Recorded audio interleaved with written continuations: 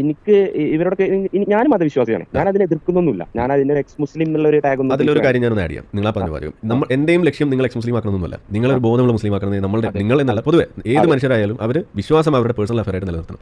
അത് സൊസൈറ്റിയിലേക്ക് ഇതുപോലെ സോഷ്യൽ ഏരിയയിലേക്ക് കൊണ്ടുവന്ന് ഒരു പെൺകുട്ടി ഒരു വിദ്യാഭ്യാസത്തിൽ ഒരു മികച്ച ഒരു വിജയം നേടി അത് സ്റ്റേജിലേക്ക് കയറുമ്പോൾ ഇറങ്ങി പോകാൻ വേണ്ടി പറയുന്നത് അത് മതത്തിന്റെ പേരിലാണ്. അവിടെയാണ് നമ്മൾ മതത്തിനെ എടുത്തിട്ട് ഇതുപോലെ പെരുമാറേണ്ടി വരുന്നത്. തൊലി ഉരിച്ച് നമ്മൾ നിർത്തുന്ന അവിടെയാണ്.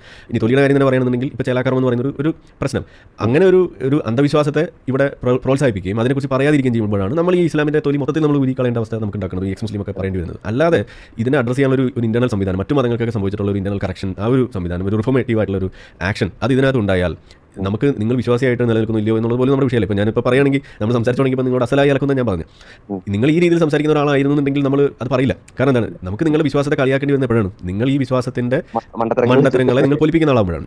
അത് ഉൾക്കൊള്ളുന്ന ആളെടുത്ത് നമുക്കത് പറയേണ്ട കാര്യമില്ല. അതുകൊണ്ട് ഞാനിപ്പോൾ അത് വേണമെങ്കിൽ പിൻവലിക്കുകയാണ്. അപ്പോൾ പറഞ്ഞത് ഇത്രയേ ഉള്ളൂ, നിങ്ങൾ എക്സ് മുസ്ലിം ആകണമെന്ന് നമ്മളുടെ ഒരു നിർബന്ധമില്ല. നിങ്ങൾ വിശ്വാസിയായോ വിശ്വാസി അല്ലാതെയോ അത് നമ്മുടെ വിഷയമേ അല്ല. പക്ഷേ ഈ വിശ്വാസത്തെ, മതത്തെ അത് സാമൂഹിക പ്രശ്നമായിട്ട് മാറ്റുന്നവരെ, ആ മാറ്റുന്ന ആശയത്തെ നമ്മൾ നഖശിക്കാതെ നമ്മൾ എതിർക്കും. അതാണ് ഇവിടെ നടക്കുന്നത്. ഒരു എക്സ് മുസ്ലിം ആകുമ്പോൾ അല്ലെങ്കിൽ ഒരു നിരീശ്വരവാദി അല്ലെങ്കിൽ വേറൊരു മതത്തിലുള്ള ഒരാൾക്ക് ഇത്രയും ലോകത്തുള്ള മുസ്ലിങ്ങളെ മാറ്റുക എന്നുള്ള, അല്ലെങ്കിൽ എല്ലാവരും എക്സ് മുസ്ലിം കൊണ്ടുവരാ, അല്ലെങ്കിൽ എല്ലാവരും വേറൊരു മതത്തിലേക്ക് കൊണ്ടുവരാ എന്നുള്ളത് അങ്ങനെ അങ്ങനെ ഒരു ലക്ഷ്യം നമുക്കില്ലെന്നേ. നമ്മൾ തന്നെ പറയാറെന്താ, ഇസ്ലാമിൽ നിന്നും ആളുകൾക്ക് മതം ഉപേക്ഷിക്കാനുള്ള സാഹചര്യം ഉണ്ടാവുകയും മതം ഉപേക്ഷിക്കുന്ന ആളുകളെ വേട്ടയാടുന്ന അവസ്ഥ ഇവിടെ പരിഹരിക്കപ്പെടുകയും അത് നോർമലൈസ് ചെയ്യപ്പെടുകയും ചെയ്യുന്ന ഒരു ഘട്ടം എത്തിയാൽ എക്സ് മുസ്ലിം സംഘടന പിരിച്ചുവിടുന്നു പറഞ്ഞാണ് നമ്മൾ തുടങ്ങിയത് തന്നെ. മനസ്സിലായി. നമ്മുടെ ലക്ഷ്യം ഇത് വളർത്തി വലുതാക്കി UN വരെ കൊണ്ടെത്തിക്കുന്ന ഒരു സംഘടനയാക്കുന്നുള്ളതല്ല. ഇത് ഒരു ഘട്ടം കഴിഞ്ഞാൽ പിരിച്ചുവിടാനുണ്ടാക്കിയ സംഘടനയാണ്. എന്താ കാരണം, ഇതിന്റെ ലക്ഷ്യത്രേ ഉള്ളൂ. ഈ എക്സ് മുസ്ലിം ആവുക എന്ന് പറയുന്നത് കൊട്ടിഘോഷിച്ച് ഈ എക്സ് ഹിന്ദു ഇവിടെ ആരെങ്കിലും പറയാറുണ്ടോ? എക്സ് ക്രിസ്ത്യാനി ആരെങ്കിലും പറയാറുണ്ടോ? ആരെങ്കിലും പറഞ്ഞാൽ എന്താ അവരോട് നീ പോടാ ഇറക്കാന്ന് പറയും. അതിനിപ്പോൾ അവിടെ ആരെ എന്നോട് എക്സ് ആവാൻ പറഞ്ഞൊരു ചോദ്യം വരും. പക്ഷേ മുസ്ലിമിന്റെ അവസ്ഥ അതല്ല.